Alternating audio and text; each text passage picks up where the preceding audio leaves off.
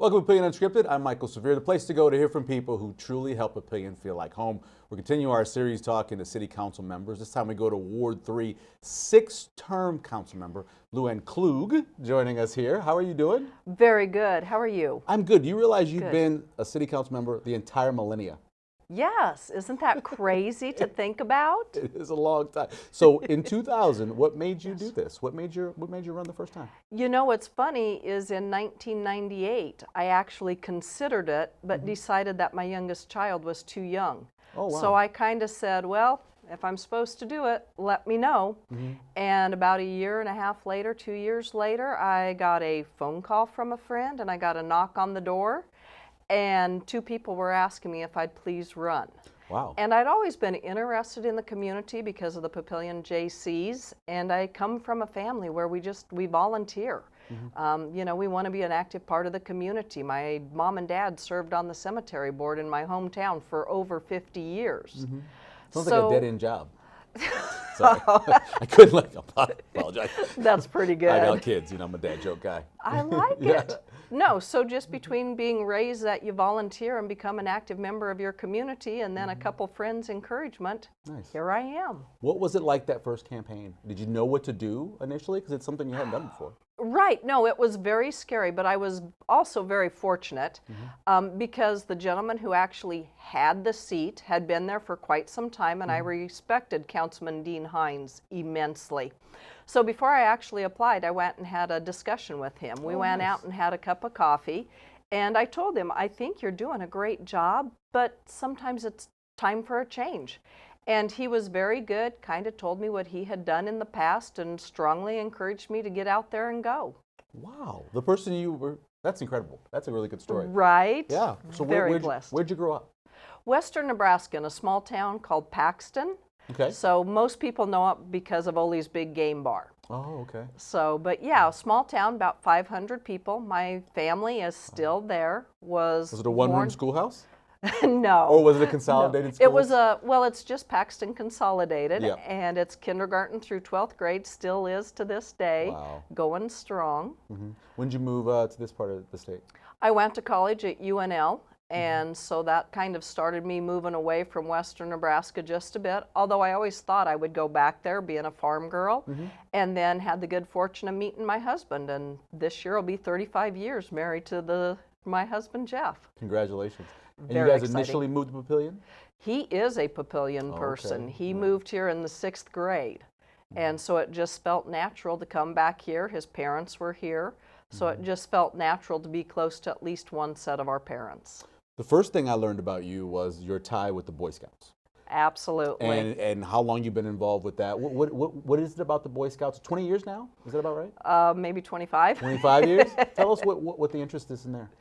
Well, again, my husband took me to it. He did it as a youth, and when our oldest son, David, was in 1st grade, he said, I think we need to get him involved in something that teaches moral and ethical values along with church and us and the schools. And so that just started us down the path, and I just really enjoy it, believe in what they do. And here I am, still being a volunteer with them. That's awesome. I've never been able to find the numbers, but I think per capita, Papillion has more Eagle Scouts than anybody else. It feels that way. It's like every 6 months is a new Eagle Scout. Why do you think that that's something that the youth, the Boy Scout youth of Papillion have aspired to? Leadership. We have some of the best den leaders, patrol leaders, a lot of highly dedicated adults in the Papillion area and the Bellevue area. I need to expand that. In La Vista, there's several just strong adult leaders, whether it's in our packs or in our troops, that put in the time to make sure that they're running the programs that the youth want to be involved in. And you know, there's a mixture there between making it fun so that they want to be there and also helping to instill the knowledge that scouting is about, because one of the things they always say is scouting is fun with a purpose. No doubt about that. Also, you volunteer a lot with your church. I do. Yeah. You do a lot of volunteering. Tell me about why that's important to you. Having faith is very important to me. I just believe that there's something bigger and more than us as the human race. And it's a great way to connect with others who have some of the same values and beliefs that I do. And it's a way to give back. So, you know, I am very, very blessed in that my husband has a job so that he can support what we want financially. And it gives me the time to be the stay-at-home gram on most days and have the time to dedicate towards volunteering. And that way, you know, I can go to my church and help out, or I can go to the Boy Scouts and help out. And my husband and I are both very comfortable with what's going on. And being at the church just allows me to continue to develop in my faith and hopefully make it so that others have the same opportunity. I am really big on diversity, especially when it involves getting women involved. I mentioned you before this, I have 5 sisters. You're the only woman on the city council. You look across municipalities of the state, there's not a lot of women representing the people of Nebraska and these little states. What's it like? Is there an extra pressure being the only female on the council? What's that like? It is, I wouldn't call it pressure. I am very, very fortunate that the gentlemen on our council are very equal opportunity, and I'm very fortunate for that because it's not what I hear from everybody. So I'm in a great position. It's a little strange at times because just being different people, whether it's because of our gender or upbringing or what, we all see things differently. And so there are times when I'll start talking about something that's very important to me, and I can tell some of the guys are just like, really, Lu Ann? One of the big things that was here probably 6-7 years ago was putting koala changers in the bathrooms.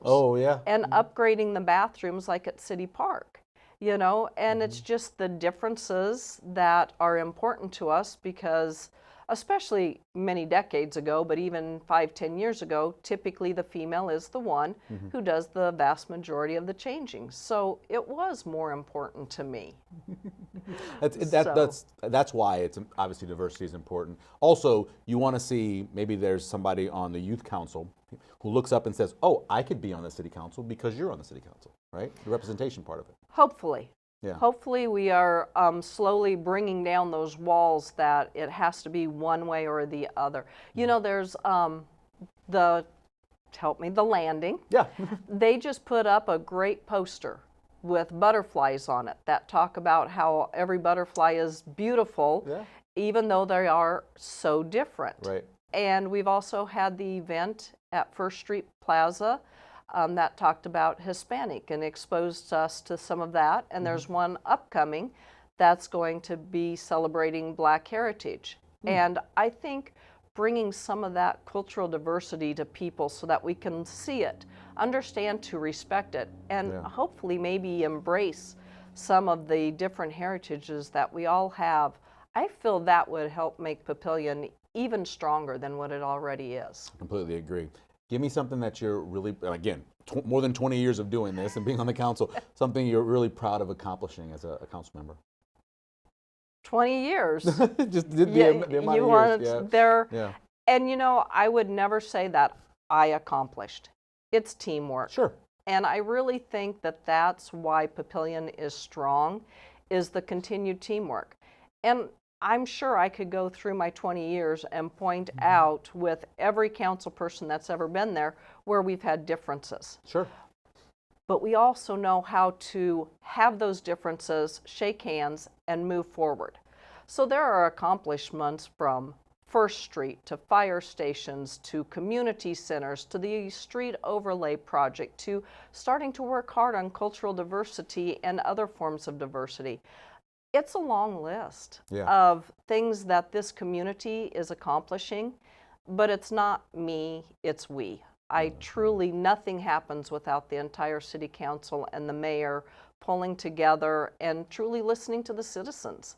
You know, the best ideas come from when we hear what our citizens are saying, and whether it's stopping me at the grocery store or at the shopping area or at the coffee shop, it's wonderful to hear what the citizens want. So, greatest accomplishments, maybe it's just being recognizable so that I do get to hear from the citizens. That, to me, is an accomplishment.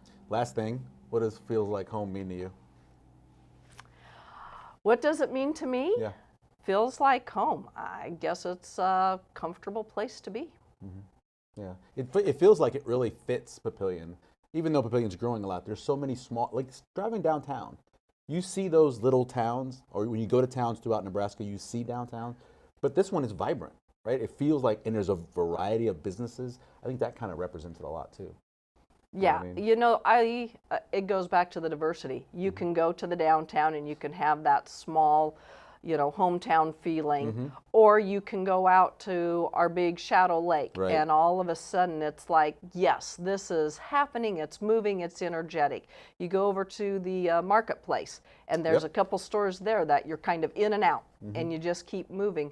So it's a lot of variety that makes it special to each person and what their needs are at the time, as far as, is it a slow casual or an upscale quick? Yep. You know, and that doesn't even talk about all the activities that our schools bring to us, and Sumter Amphitheater. And yeah, it's amazing from where I started in 2000 to now what this community has grown into and developed through a lot of hard work and a lot of future planning. Yeah, the slogan could have been something for everyone. Seems like that was what you're describing. There's something for everybody. Something for everyone. Lu Ann, we appreciate it. Thank you very much Thank for coming you. on. Pleasure to be here. Join us again next time when we again speak with someone who helped make Papillion feel like home.